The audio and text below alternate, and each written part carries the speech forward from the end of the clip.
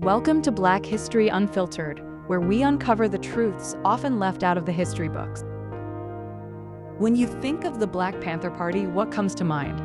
For many, it's a stark, often sensationalized image: black berets, leather jackets, armed defiance, and radical rhetoric. The media narrative then and now frequently paints them as solely a militant organization, a threat to the status quo. But what if I told you that image, as powerful as it is, barely scratches the surface of one of the most misunderstood and impactful movements in Black American history?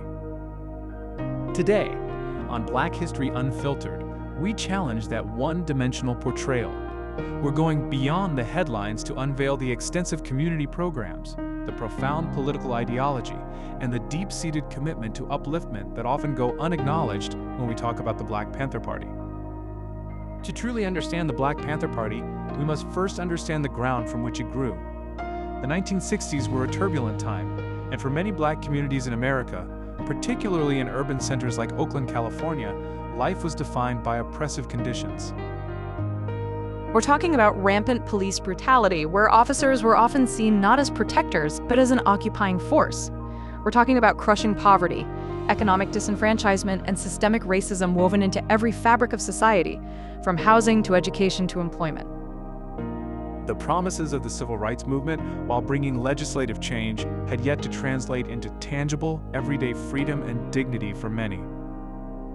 It was against this backdrop of despair and injustice that two young, visionary men, Huey P. Newton and Bobby Seale, founded the Black Panther Party for Self-Defense in October 1966 in Oakland. Their initial goals were clear: to protect their community from police harassment and violence, and to empower Black people to determine their own destiny. They drafted a 10-point program, a revolutionary platform demanding not just an end to police brutality, but also land, bread, housing, education, clothing, justice, and peace. This was not merely a call for protest, it was a blueprint for liberation, rooted in self-determination and community control. While the image of armed Panthers patrolling the streets for police accountability often dominated media coverage, it obscured the profound, practical impact they had on their communities.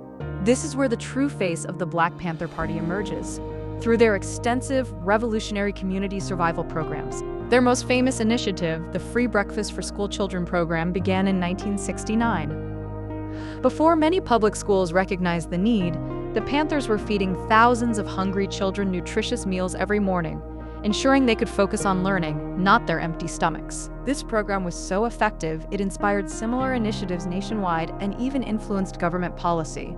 But their efforts didn't stop there. The Panthers established People's Free Medical Clinics across the country, providing essential healthcare services to communities that were consistently underserved and overlooked by the mainstream medical establishment. They offered free sickle cell anemia testing, a disease that disproportionately affects people of African descent, at a time when awareness was low. They also launched liberation schools, providing Afrocentric education and political consciousness to children, alongside legal aid services for those entangled in the justice system, and free clothing and transportation programs. These programs were not acts of charity.